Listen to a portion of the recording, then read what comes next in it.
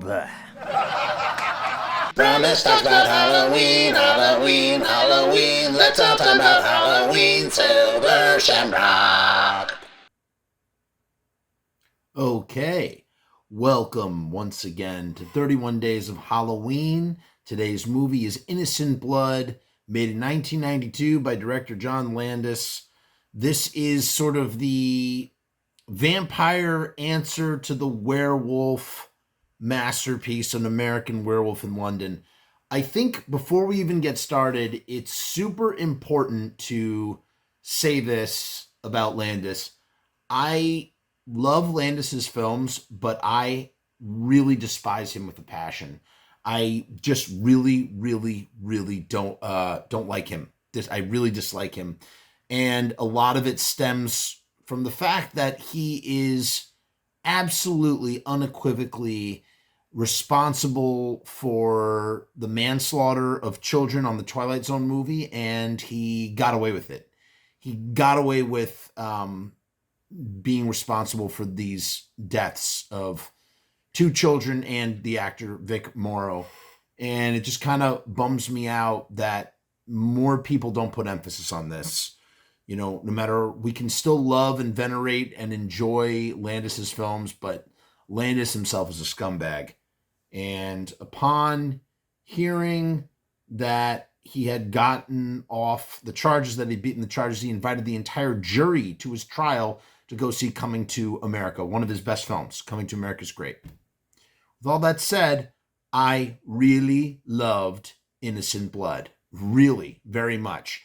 It doesn't, the landing doesn't stick, and I'll get to that. But, you know, I want to say 2/3 of this movie are just really great. I was engaged. I enjoyed it.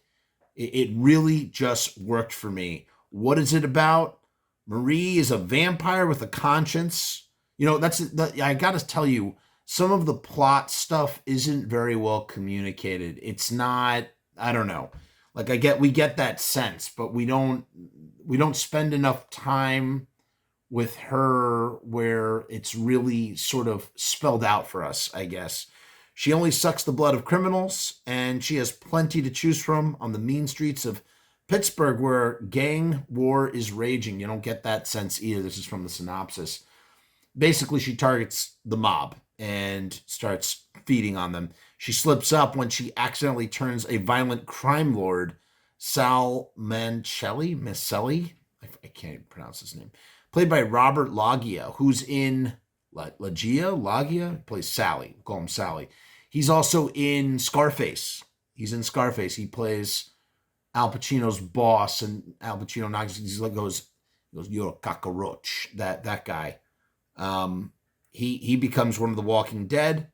To stop a takeover of the city by blood-sucking gangsters, Marie has to join forces with an undercover cop played by Anthony LaPaglia, who has his own score to settle. Anthony LaPaglia, like, God, I suck, guys. I don't know how to pronounce any of these names. He's most notable in Empire Records. And Marie is played by the absolutely breathtakingly gorgeous Anne Perililonde. Again, butchering everything, just like it should belong in pronunciation jail. This is the worst review ever. She's brilliant. Anne is brilliant in this role, and she's just I would spellbinding to say the least. Truly. And the thing is, this cast is unreal. I mean, it's packed. Besides the three leads that we just mentioned, you have Chaz Palminteri, right? You have Don Rickles is in this film. Kim Coates, he's from Sons of Anarchy, and he's also the guy who says, "It's paper" in Waterworld. You have Tom Savini as a photographer. Rocco Sisto, who's also in The American Astronaut, one of my favorite films of all time. Angela Bassett is in this film. Dario Argento makes an appearance as like a EMT. You have Sam Raimi as he works at a meat packing plant. You have Paulie Walnuts, plays a character named Jacko. I mean, Paulie, that guy is like, Sopranos, come on. Louise Gutman as Morales, he's in it. freaking Frank Oz, director Frank Oz, who directed Little Shop of Horrors and just does all the Muppet voices and whatnot.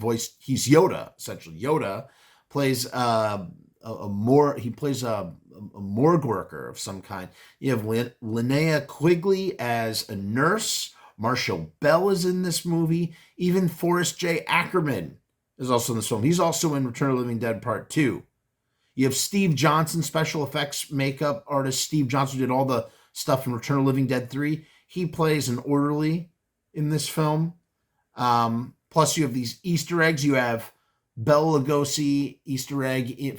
Dracula's playing on the TV. You have Christopher Lee in a Hammer film. And you have Hitchcock, because Landis loved Hitchcock, in Strangers on a Train, his cameo. So this cast is just chock full of people that you all know. And Don Rickles is so great. And, Robert Loggia, God, I can't say his name. Sally, the guy playing Sally he is so good in this role. Let's get to the notes. One thing I noticed, there's this Cinderella motif with the fairy slipper with her shoe. Anthony, what's his character's name in the Joe? He plays Joe and Marie. Joe is sort of enchanted by Marie the vampire, and there's this whole back and forth about her shoe. I kind of wish that Landis did a proper Frankenstein. He did do a Birkin hair thing, which is kind of like a grave robber thing, which is an aspect of Frankenstein, at least the James Whale film. But I want to see like a proper Frankenstein film to go with American Werewolf in London, Innocent Blood, so it can complete the vampire werewolf Frankenstein trifecta, and we don't get it. The mythology is a little bit different. She has to, Marie has to shotgun, her bite victims in the neck to cover her tracks. She has to sever the spinal cord, or else the dead will come back. But it seems that like you don't need a stake to kill these vampires, because at the end they just shoot them up with guns and they all die. It's really weird.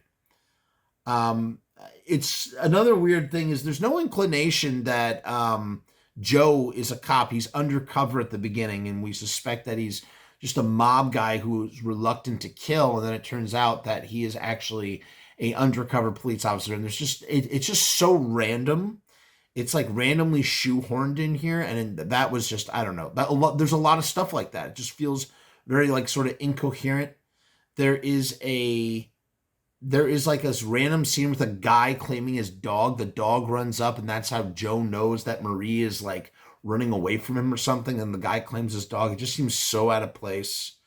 I don't know. And then, the morgue worker, just really like played by Frank Oz. It's great. This whole morgue scene is great. When Sally comes back from the dead, it's just so well done. But he doesn't finish any of the work at all before starting a new project. There are all these cut open bodies, and they're super grisly and gross. It almost looks like a scene straight out of Reanimator.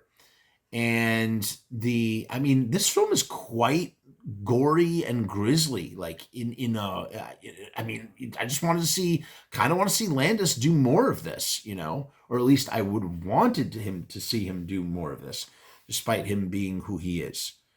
And there's just this whole thing with Frank Oz. The comedy is pretty absurdist. It's like absurdist and dry, which is sort of like Landis's MO. I mean, it's the same. It's similar in American Werewolf in London, but here it's just super, super dry and super absurd. There's this whole scene where, Sally comes into Mortimer's house, not Mortimer, Emmanuel's house, played by Don Rickles.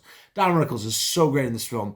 And he's like he's chewing on raw steaks, and Don Rickles looks at him, he goes, Sally, are you like, you need to go see a doctor? And he just goes, I'm fine. I'm just hungry. It's just really the way it's done. It's played. The laughs are earned, but not like it's not trying so hard is what I mean to say. It's just not trying so hard. And it's great to see Tom Savini just pop out of nowhere. Every cameo just sort of like pops out of nowhere. and you're just not Tom Savini, Sam Raimi, Dario Argento. It's just like, it's crazy. It feels like two things. It feels like Landis called in a lot of favors on this film to like get as many cameos as he could in it. And the movie doesn't feel like it's shot in 1992. It feels like firmly like a mid 80s film. It does not feel like an early 90s film. Don Rickles, when they go, when he's in the kitchen, Don Rickles goes, "We got to get you to a doctor." And Sally goes, no, I'm fine. I just got this appetite. As he's just ravaging these raw steaks. And then he eventually progresses and he eats Don Rickles. Before that, he's like thawing frozen meat on a stove and then just gnawing on it. It's like so gross. Ugh. Don Rickles, after he gets bitten, his makeup is terrifying. Absolutely terrifying. And he just falls apart when he hits the sun. The special effects in this film are extraordinary. I mean, really extraordinary. In particular, the Don Rickles death scene. Just stupendous. Where the movie really, really fails, besides some of that incoherent like plot stuff, is the last third of the film. It just falls apart. It just completely and utterly falls apart. It's like the movie forgets where it's going or where it's trying to go or where it should go. And it's like they didn't know how to end it, and they just sort of like freeballed it or something. It really feels that way. And it takes a lot away from me, proclaiming that this is somewhat of a minor vampire masterpiece because of that. It just really, it's flawed in that way. But the first 2/3, utterly enjoyable. Just really, even really just the first half, just really, really enjoyable. Up until the part where, after the meat locker, I would say, after he's sleeping in the meat locker, that's when it really starts to just, starts to get stale, I should say. Maybe that's the best way to put it. So this makes we've done it. We've done 31 movies in 31 days. Tomorrow is Halloween, so we'll clock in probably. I'm going to start a movie now and finish up tomorrow, and we'll have one more review, and that will be it. We did it. We really did it. I almost gave up. I stopped posting these things because I just was not getting any views on them. I almost gave up and decided, you know what? Nobody's watching this like the way I want it to, and the way I'm hoping for that to happen, and that I should just stop. And you want to know something? Another part of me said, no, you committed to doing this. This was a challenge. Follow through and finish what you set out to do. It's important to do that sort of stuff in life, even if it doesn't. You do it for the sake of doing it. And you know what? This was a great discipline for me. And I'm really glad that I kept up with it. I kept up with it as best I possibly could. I started the game and I finished the game. And that feels really good, at least with this review. So everything else that we do is a bonus from here on out, because we did 31 and 31, which is the challenge. Had I not been doing these reviews, I really think, because I kind of had to pace myself because I had to talk about each film. Had I not been doing these reviews, I probably would have watched a hell of a lot more films. And I think next year, I don't think I'm going to do this because, 31 Days of Halloween is something that I enjoy just doing. And this year, it was fun. I had a lot of fun doing it, but it felt like work. It felt like a chore because I had to do these videos to go with it. And, 31 Days of Halloween should just be about watching films. So maybe next year I'll do like a weekly live stream about everything that I've been watching for 31 Days of Halloween. Maybe that's the better way to do it, where it's like once a week instead of doing a new video every day. Because this was tough. It really was. But I'm glad I did it. I'm glad you guys, whoever is watching this, stuck with it. And we'll see you next year, probably in a much lesser capacity, as I just mentioned. So happy Halloween. It's officially Halloween, past midnight. We got 24 hours to go to watch as many movies as we can. Maybe I'll just do that. Maybe I'll just watch as many movies as I can and call it a day. I don't know. We'll see.